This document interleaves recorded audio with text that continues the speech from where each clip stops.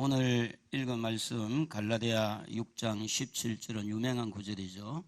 17절, 18절을 가지고 예수의 흔적이라는 제목으로 우리 함께 은혜를 나누기를 원합니다. 지금 우리가 이제 서쪽으로 가면 중국이 나옵니다. 또 서쪽으로 계속 가면 뭐 인도라든지 또 이스라엘이라든지 더 서쪽으로 계속 가면 아프리카가 나오는데, 그 아프리카 중에 서아프리카에 그리스도인들이 많이 살고 있었는데, 그 작은 마을에 기도처가 없었다고 그래요. 그래서 기도처가 없어서 어느 한 사람이 자기 집에서 이렇게 산으로 들어가서 산속에다가 기도처를 만든 거예요. 이 소문이 나가지고 또 다른 크리스천들도 자기 집 쪽에 다 듬성듬성 이렇게 집이 있으니까 자기 집 옆에 수풀에 들어가서 기도를 하기 시작합니다. 그래서 그 기도하는 길목이 사람이 이렇게 밟고 다니니까 길이 열리고, 길이 있는데 저기는 기도처구나, 그렇게 다 알게 됐답니다. 그런데 이제 기도하고 나오다 보면 그 열대 지방이라 어느 그 오솔길, 그 기도처 가는 길이 수풀이 막 우거진 거예요. 그러면 이제 걱정을 하는 겁니다.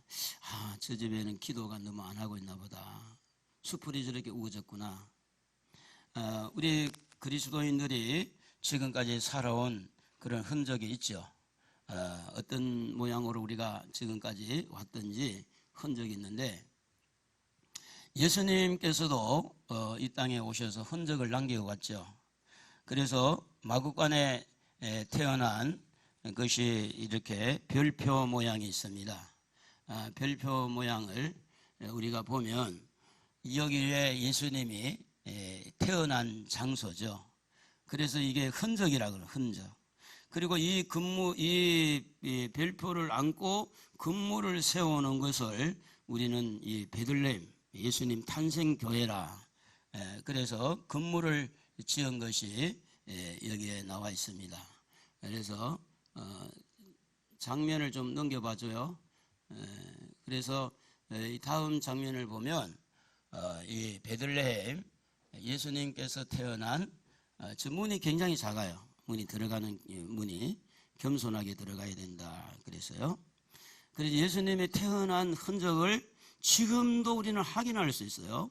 그리고 예수님이 헤롯 왕이 2살 밑으로 죽이려고 할 때 애굽으로 피난을 가게 되어지는데, 그 애굽에 가면 콥틱 교회라고 하는 그 크리스천들이 지금도 예배를 드리고 있는 곳인데, 바로 이곳이 예수님께서 애굽으로 피난 갔던 흔적을 가지고 있는, 지금도 성지순례를 가면 그 성지 코스가 이렇게 되어 있습니다.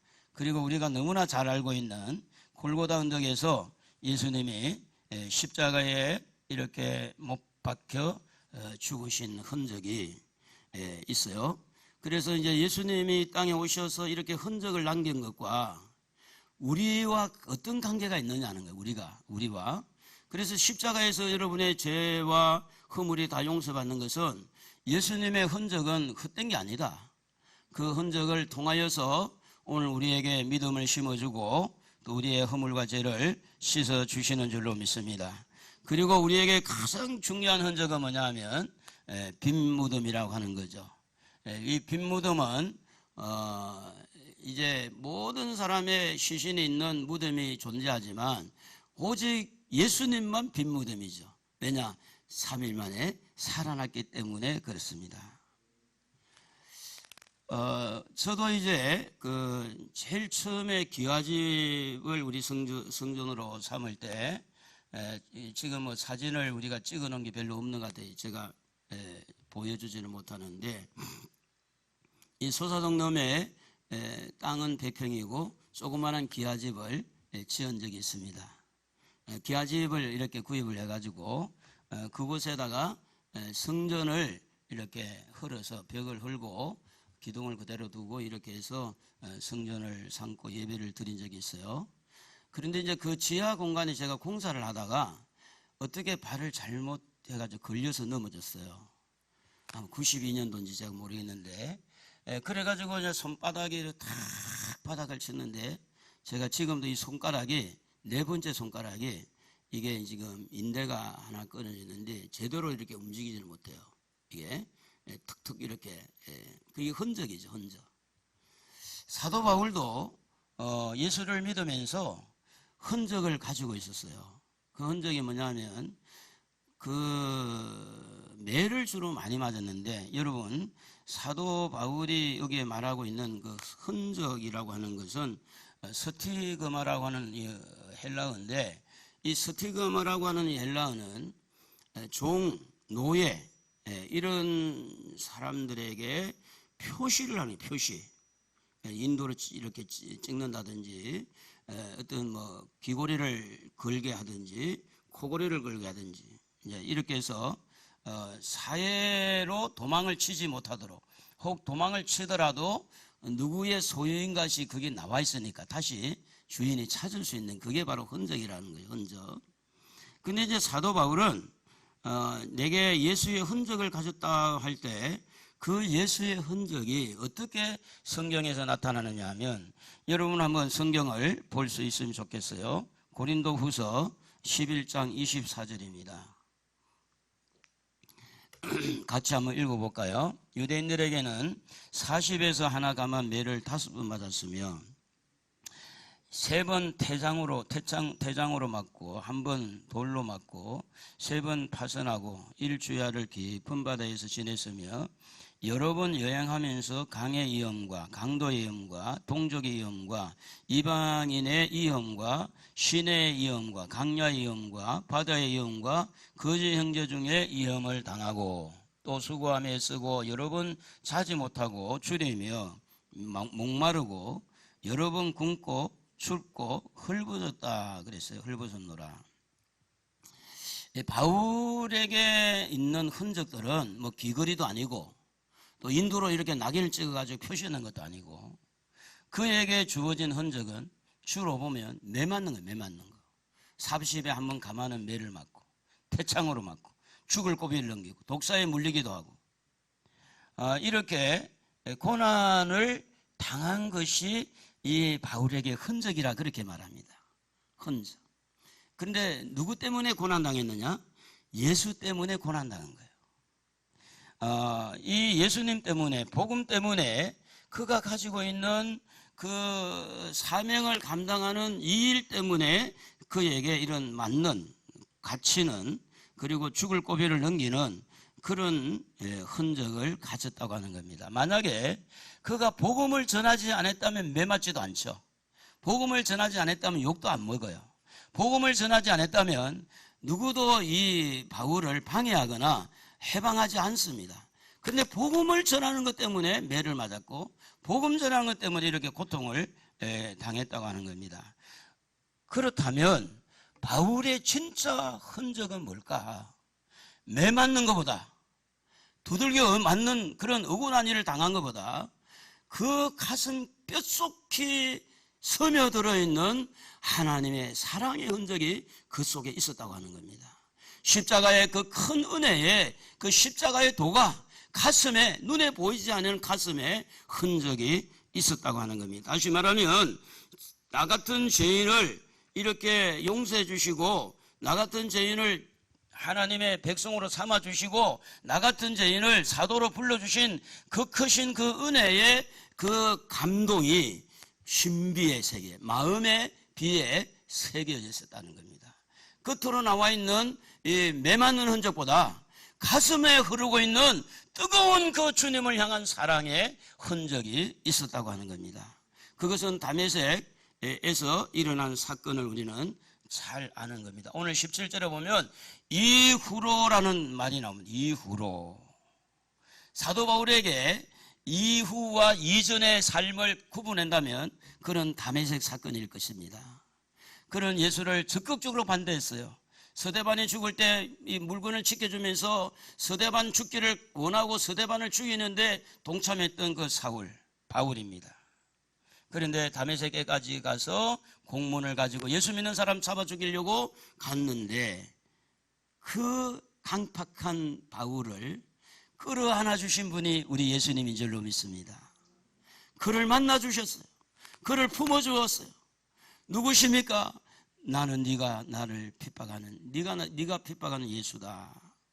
그래서 이후라라는 이 단어는 그가 주님을 만나기 전, 주님을 만난 후, 주님의 은혜를 입기 전, 주님의 이 은혜를 입은 후, 주님의 그 사랑의 흔적이 가슴에 새겨지기 전과 새겨진 후를 이후로라는 말이에요. 이후로. 여러분, 오늘 17절에 보면 이렇게 기록되잖아요. 이후로는 누구든지 나를 괴롭게 하지 말라 이러잖아요. 이후로는 나를 누구든지 괴롭게 하지 말아라. 예수님의 사랑을 깊이 받은 사람들, 또 부모의 사랑을 깊이 받은 사람들, 또 어떤 국가라든지 교회의 사랑을 받은 사람들은 나름대로 감사의 흔적이 있어요. 감사, 기쁨의 흔적이 있는 거예요. 주님이 나 같은 죄인을 이렇게 끌어안고 나를 사용하시려고 나에게 은혜를 주신 이분은 도대체 누굴까? 그래서 십자가를 통한 이 예수 그리스도의 복음이 율법으로는 절대 구원을 받을 수 없고 복음으로 예수를 믿어야 구원받는다고 이렇게 바울은 강하게 외치고 또 외치는데, 로마서를 기록하고 갈라디아서를 기록하면서 할례 받는 것은 할례를 받는 자나 안 받는 자나 똑같이 예수 안에서 누구든지 십자가의 보혈로 예수님 믿어서 구원받는 거다, 이렇게 가르쳤는데, 갈라디아 교회 거짓 선지자가 와가지고 그게 아니라고, 너 잘 몰라서 그렇다고, 남자는 다 할례를 받아야 돼, 그리고 율법도 지켜야 되고, 이래가지고 이제 혼란을 주는 겁니다. 뿐만 아니라 사도 바울의 사도권에 대해서, 사도성에 대해서 상당히 어떻게 보면 사울이 진짜 사도겠느냐, 12사도가 사도지 이러면서 사도의 근위를 무너뜨리는 거예요.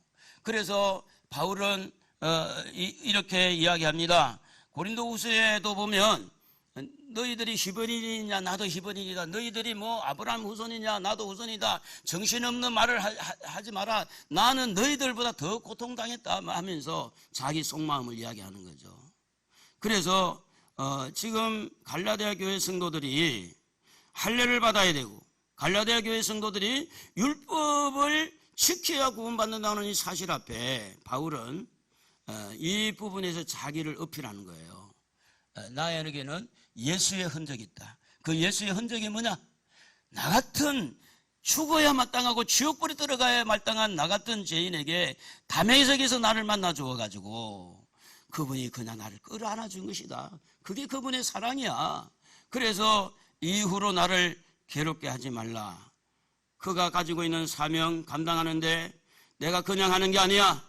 그분이 나에게 은혜를 주었기 때문에 그 은혜의 흔적 때문에 하는 사명 감당하는 거고, 내가 이런 여러 가지 어려운 여건 속에서 목숨을 걸고 매를 맞으면서 복음을 전하는 것은 그것 때문에 말리지 마, 그것 때문에 나를 방해하지 마. 나는 이미 마음에 예수의 흔적을 가지고 있어. 나는 그분이 나를 위해 죽으신 것 때문에, 나를 위해서 십자가에 죽으신 것 때문에 나는 그분을 위하여 올인할 수밖에 없어. 이런 말이 오늘 이후로 나를 괴롭히지 말라 하는 그런 의미가 담겨 있다고 하는 겁니다. 사랑하는 성도 여러분, 중요한 것은 바울이 중요한 게 아니잖아요. 누가 중요하죠? 여러분이 중요한 거예요. 바울이 아무리 천국 가도 여러분이 못 가면 아무것도 아니잖아요. 바울은 성공했지만 여러분 성공 안 하면 아무것도 아니잖아요. 자, 여러분에게 하나님이 주신 어떤 은혜의 흔적이 있습니까? 있으시면 아멘. 은혜의 흔적이 있습니까? 두 손 들고 아멘. 은혜 없는 사람 들지 마세요. 은혜 없는 사람. 은혜가 있었다면, 여러분 그 은혜는 대부분 그래요. 은혜는 받아보면 알아요. 자격 없는 나에게 조건 없이 아무런 하나님 앞에 한 것도 없는데 그냥 쏟아부어주는 것을 은혜라고 그러는 거예요. 제사함의 은혜, 목사가 되는 은혜, 집사가 되는 은혜, 질병에서 고침받는 은혜, 그 은혜를 내 가슴속에 깊이 새기고 있는 이 은혜로 말미암아 살아갈 때 오늘 여러분 환난도 이길 수 있을 줄로 믿습니다. 유혹도 뿌리칠 수 있을 줄로 믿습니다. 마음의 갈등도 정리될 줄로 믿습니다. 중요한 건 은혜를 얼마나 받았느냐, 또 그 은혜를 얼마나 인식하고 있느냐. 그 은혜가 깊이 내 속에 새겨질 때 그 은혜는 지금의 놓여진 환경, 지금 이후로 나를 괴롭게 하지 말라는 것은 뭐냐면, 율법을 가지고 괴롭게 하지 말고, 할례 받는 것 갖고 괴롭게 하지 말고, 이미 나는 주님을 만나서 이미 흔적을 가지고 있는 사람이야. 나를 함부로 괴롭게 하지 마. 이제 그런 의미가 그 속에 들어있다는 거죠. 중요한 건 뭡니까? 여러분이 받은 은혜를 소중하게 기억하고 예수를 믿어지는 이거 은혜만 해도요, 세상과 바꿀 수 없는 은혜잖아요. 너 믿어지는데 어떡해? 아무리 믿으려고 해도 안 믿어지는 사람 어쩔 수 없지만, 근데 믿어지는 걸, 성경이 믿어지고, 아니 말씀에 기록된 거 그대로 믿어지는 걸 어떻게 하라고요? 믿어지는데, 믿음은 하나님이 주신 선물인 줄로 믿습니다. 너희가 그 은혜를 인하여 믿음으로 구원을 받았지만 그 은혜의 믿음은 하나님이 우리에게 주신 선물이라. 에베소 2장 8절에 그렇게 기록합니다. 사랑하는 성도 여러분, 바울은 이미 결정났어요. 받은 은혜 때문에. 그래서 그 예수의 흔적이 먼저 매 맞는 것은 나중 이야기고, 먼저 다메섹에서 받은 흔적 때문에 매를 맞아도 예수를 포기할 수가 없어요. 복음을 포기할 수가 없어요. 사명을 포기할 수 없는 거야. 매를 맞아도. 왜 그러냐? 하나님이 바울에게 주신 큰 은혜, 마음의 신비에 새겨진 그 은혜가 너무 크니까.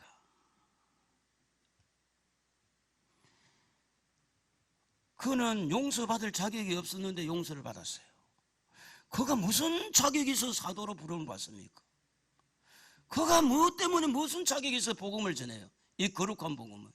아무런 자격이 없는데도 불구하고 하나님은 바울을 끌어안아서 죄를 용서해 주시고, 아니 바울이 죄를 용서해달라고 말도 안 돼, 용서해 주고, 바울이 말이 사도로 이방인을 위해서 복음을 전하는 그릇이라고 나는 자기도 생각도 못 했는데, 예수님이 말이지 이방인을 향한 나의 그릇이라고 그러지.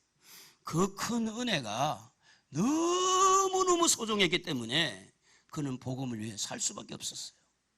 그는 사명을 감당할 수밖에 없었어요. 그래서 복음을 전하다가 사명을 감당하다가 얻어맞는 거야. 그래서 그것을 예수의 흔적이라고 하는 거예요.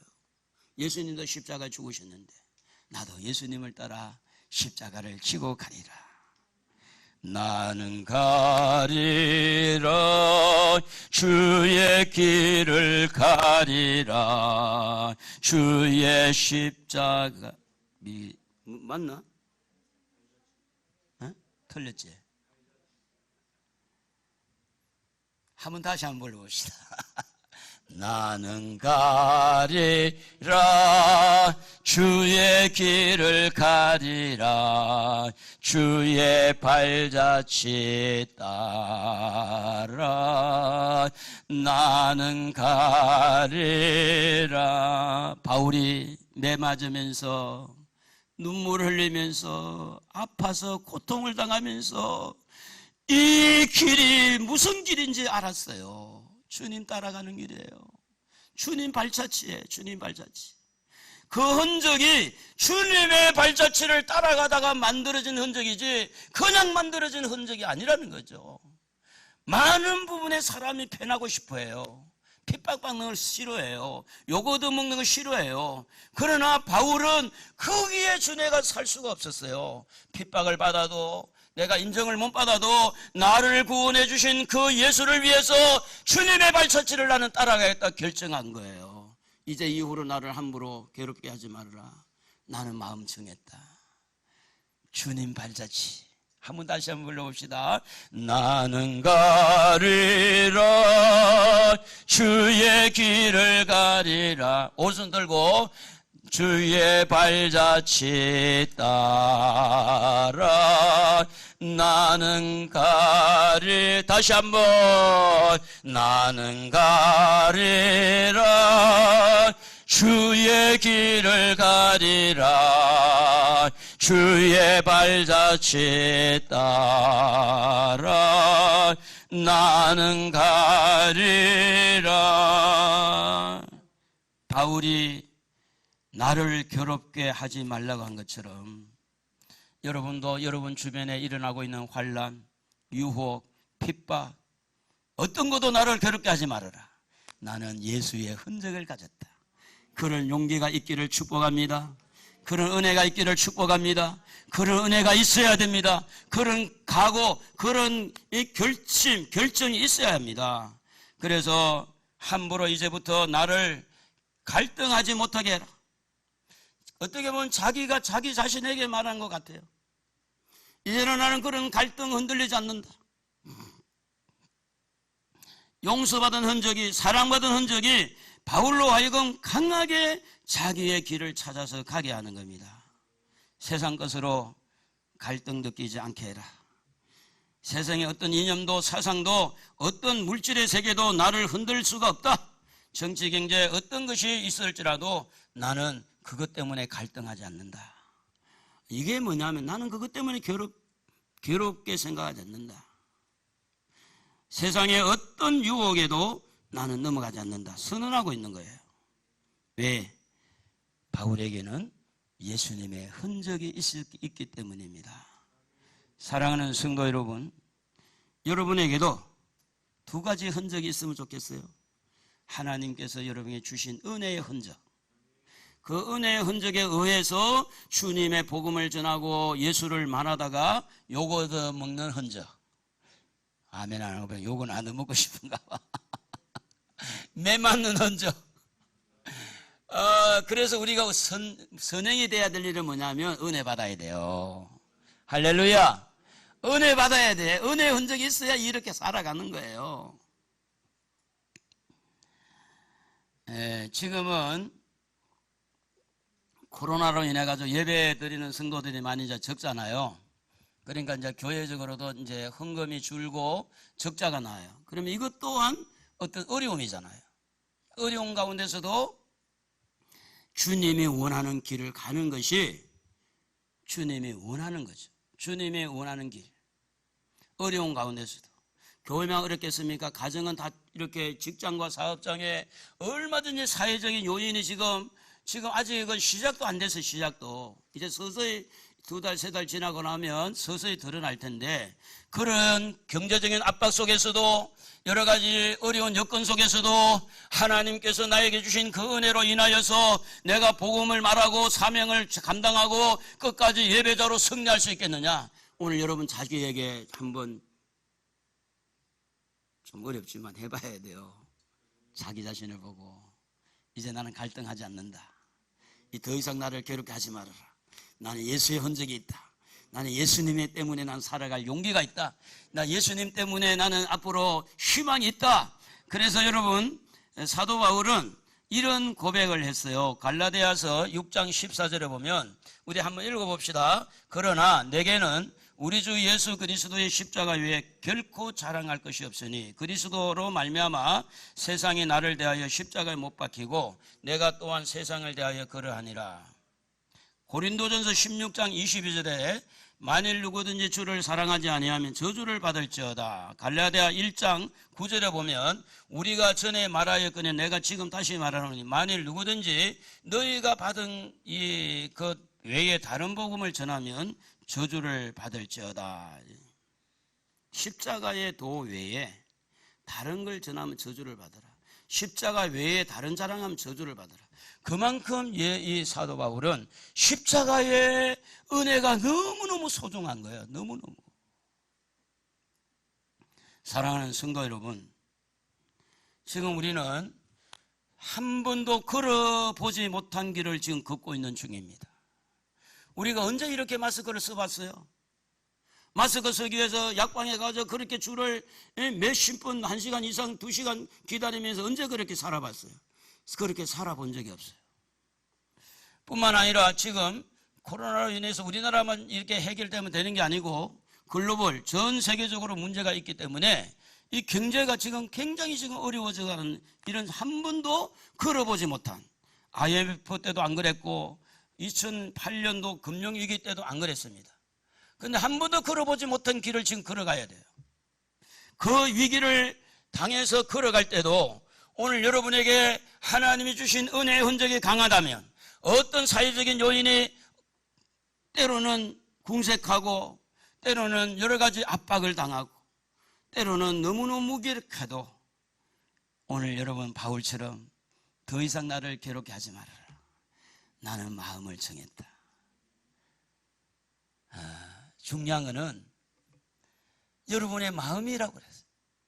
여러분의 생각, 마음이 어떻게 결정하느냐가 달라서 모든 환경의 요인이 어려워도 여러분의 마음만 확실하다면 얼마든지 이런 어려운 여건들을 이겨나갈 수 있는 힘이 마음속에서 솟아날 줄로 믿습니다. 할렐루야. 성경은 말합니다. 기근과 지진이 곳곳마다 이루어질 것이고 앞으로 606의 숫자가 드러나면 여러분 마트에도 가지 못합니다. 사업을 할 수도 없어요. 그래서 여러분은 뭐 해야 돼요? 손가락 빨고 있어야 돼요. 손가락 빨고 살아야 돼. 그 우리 손가락만 빨면 됩니까? 그 우리가 작업자득을 해야 되니까 그래서 시골에 저 아주 싼 땅 100평이라도 사놓는 게 맞는 거예요. 이게 그 말은 뭐냐면 앞으로 점점 이런 문제가 우리의 삶의 현장에 그대로 오게 돼 있어요. 오게 없어지는 것보다 올 수 있다 그 말이죠. 그러므로 사랑하는 성도 여러분, 결국은 우리는 주님을 따라가야 되는 사람들, 십자가의 삶을 살아가야 되는 사람들, 고난이 와도 끝까지 주님을 바라보고 천국을 바라보고 살아가야 될 사람들, 그 사람들 아닙니까? 세상 사람들과 다르지 않습니까? 세상 사람하고 똑같다 생각하지 않아야 됩니다. 한번 따라합시다. 나는 세상 사람하고 다르다. 할렐루야. 오늘 여러분의 입에서 복음이 튀어나오기를 주의 이름으로 축복합니다. 입에서 튀어나오는 것만 돈만 찾고 튀어나오지 말고 어떻게 하면 자꾸 어떻게 예수를 믿으셔야 됩니다. 천국이 다가오고 있습니다. 세상은 종말입니다. 이제 바코드가 이면이나 오른손에 붙이게 되면 끝장나는데 그 전에 믿음을 가져야 됩니다. 이렇게 복음을 자꾸 전하는 자가 되어야 되지. 어떻게 만나면 돈만 이야기하고 말이지. 돈 없어 이야기하고 돈 많아 이야기하고 그러면 안 되겠죠. 에? 사도 바울이 성경을 쭉 읽어보면 돈을 사랑하는 것은 일만하게 뿌리가 된다 그랬고 있는 것으로 만족하라 이렇게 한 것은 있지만 막 돈을 막 벌어가지고 어떻게 하면 사업을 잘하고 이런 성경이 별로 없어요. 이런 말씀이. 그래서 사도 바울은 이제 마음의 결정을 한 대로 로마서 14장 8절에 이렇게 기록을 하고 있습니다. 우리 한번 읽어보겠습니다. 우리가 살아도 주를 위하여 살고 죽어도 주를 위하여 죽나니 그러므로 사나 죽으나 우리가 주의 것이로다. 할렐루야. 사나 죽으나 주님의 것이요 사나 죽으나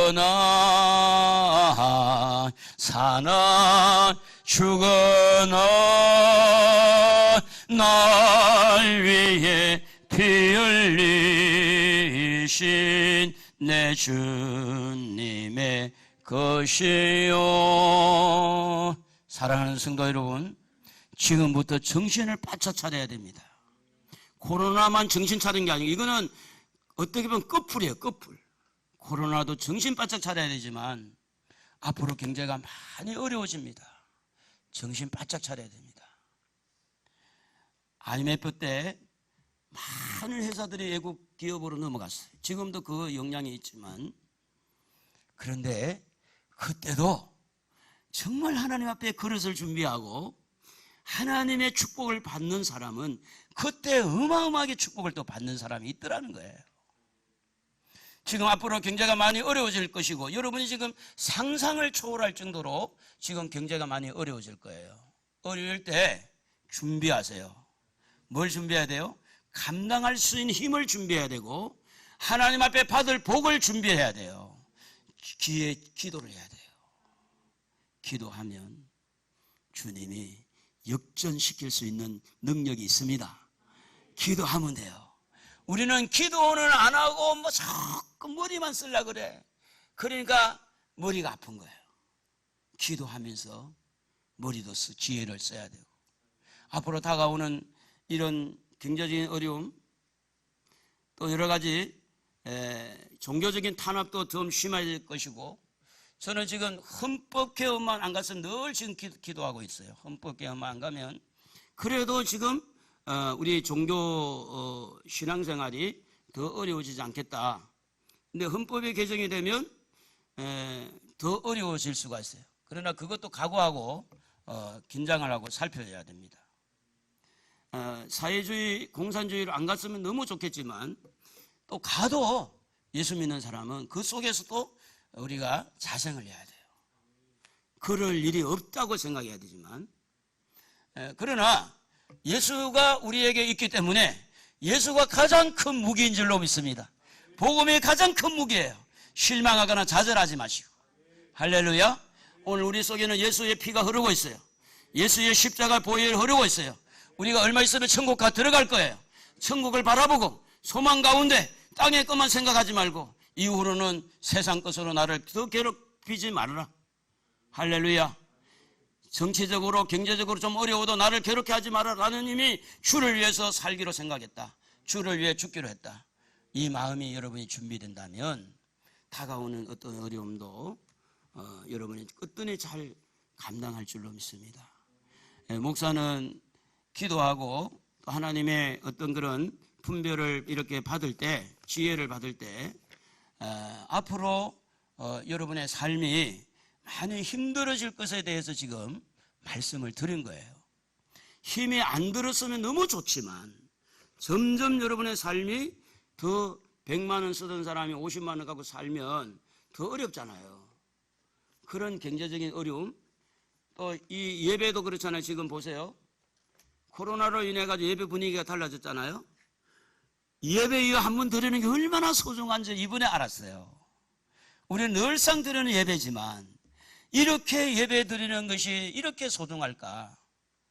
그래서 환난이 다가오거나 결정적인 상황이 올 때 저는 이번에도 하나님 그런 마음을 주시더라고요. 네 믿음대로 되는 거다. 결국은 믿음의 문제더라고요. 코로나가 문제가 아니에요. 경제가 문제가 아니고 결국은 내한테 있는 믿음의 문제더라고요. 근데 그 믿음으로 깊이 들어가 보니까 결국은 내 안에 은혜가 또 문제더라고.